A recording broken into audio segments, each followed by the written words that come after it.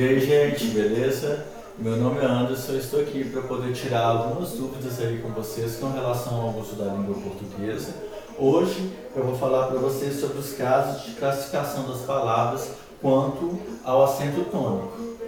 Anteriormente eu tinha falado sobre as regras de acentuação gráfica das oxítonas, paroxítonas, proparoxítonas. E hoje a gente vai ver um pouco com mais complexidade esses casos aí, porém, o caso que se aplica hoje não necessariamente necessita de ter a acentuação gráfica, sim o acento tônico.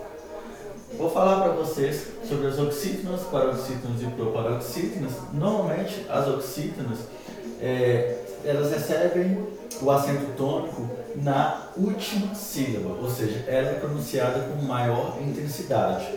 Exemplos para vocês nas palavras rapaz, maracujá, escritor. Ou seja, na palavra rapaz e na palavra escritor, elas não têm acento, mas você percebe que ao se pronunciar essas palavras, as sílabas mais pronunciadas com intensidade, elas se destacam. Rapaz, escritor. E na palavra maracujá, pela própria regra de acentuação gráfica das oxítonas, que é uma oxítona terminada em A, portanto leva acento, então a sílaba tônica se coincide com a sílaba que leva a acentuação gráfica. Nas palavras paroxítonas, a regra para elas é que as paroxítonas têm a sílaba tônica como a penúltima sílaba. Nas palavras lápis, montanha, intensidade, então as palavras pronunciadas com maior intensidade, elas ficam na penúltima sílaba. Também nas paroxítonas existe a regra de acentuação gráfica para elas, ou seja, as palavras que recebem acentos, mas existem também algumas palavras que não se aplicam a essa regra e, portanto, elas não levam acento, acentuação gráfica, no caso um acento agudo ou circunflexo, mas tem a acentuação tônica, que no caso é a sílaba de maior intensidade, ok? E nas palavras proparoxítonas, eu tenho a antepenúltima sílaba como tônica.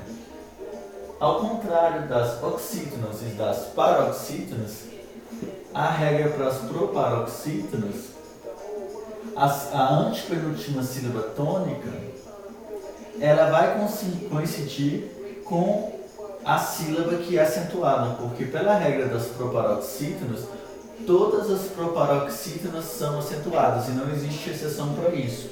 Então, exemplos para vocês é na palavra árvore, árvore, México, quilômetro.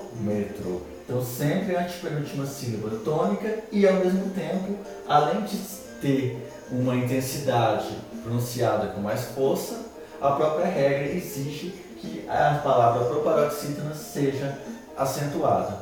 Guardem essa dica aí com vocês, ok?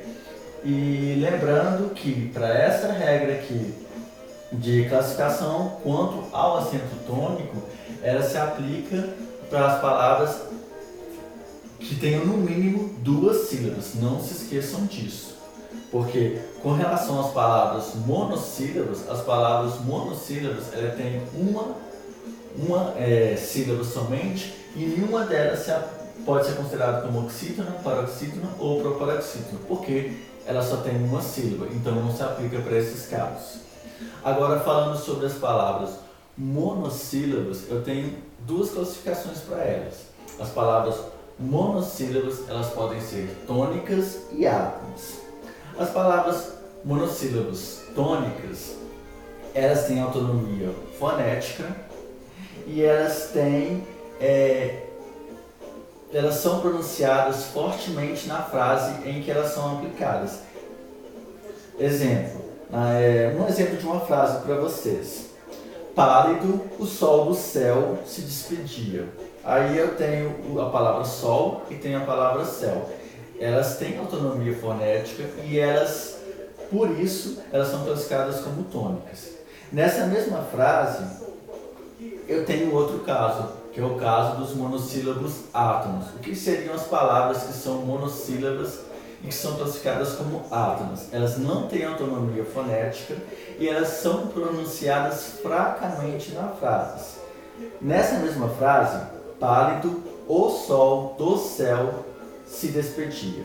Eu tenho o artigo o, que acompanha a palavra sol, e eu tenho a preposição do, o sol do céu se despedia, e tem o pronome oblíquo se. Essas palavras, sendo analisadas separadamente, o, do, se, elas não têm autonomia fonética. Portanto, o que acontece? Elas se tornam palavras vazias, e exatamente por isso elas são classificadas como átonos. Normalmente os monossílabos átonos são os pronomes oblíquos, me, te, se ou alhe, os artigos o, os, a, as, uns, uma, umas, preposições, conjunções. Então é importante vocês terem isso aí claramente em mente, para que isso possa vir de uma maneira bem tranquila para vocês quando vocês forem analisar as palavras dentro de uma frase, ok? E é importante também, dentro dessa mesma regra dos monossílabos, que existem os monossílabos que eles são flexíveis. Ora eles se comportam como átonos, ora se comportam como tônicos. Um caso para vocês, um exemplo bem típico disso, é na frase, vou passar a frase para vocês. Você me chamou para quê? Aí o que, ele vai vir com acento circunflexo, e aí nesse caso ele vai ser considerado como tônico, porque eu estou dando uma intensidade para ele, eu estou dando uma significação para ele. Agora, se esse mesmo que eu aplicar na frase, que tem você? Esse que, ele não vai vir com acento, e ele vai ser considerado como átono. Um outro exemplo para vocês, assim não. Eu estou dando uma intensidade, eu estou intensificando o monossílabo não. Então ele é classificado nesse caso como tônico. Agora, se eu falar assim para vocês, não posso ir, ele é considerado como átono, porque ele não está sendo intensificado dentro da frase. Um outro exemplo, o último exemplo para vocês há sempre um mas para atrapalhar. Aí eu estou usando o mas. O mas, vocês sabem que ele é uma conjunção adversativa, que indica oposição. Só que para esse caso, por ele vir com o artigo ele está substantivado, ele funciona como substantivo. Porém, como eu estou dando intensidade a ele, há sempre um mas para atrapalhar, aí para esse caso, ele é considerado como tônico. Agora, se eu usar o mas na frase, eu sei, mas não digo. O mas, nesse caso, é considerado como átono, porque ele não está sendo pronunciado com intensidade. Guardem essa dica aí para vocês, isso é muito importante, isso cai bastante em vestibular, em concursos, para que vocês possam saber fazer a análise de uma palavra dentro da frase. Isso é muito importante vocês guardarem em mente, ok? Fica a dica aí para vocês.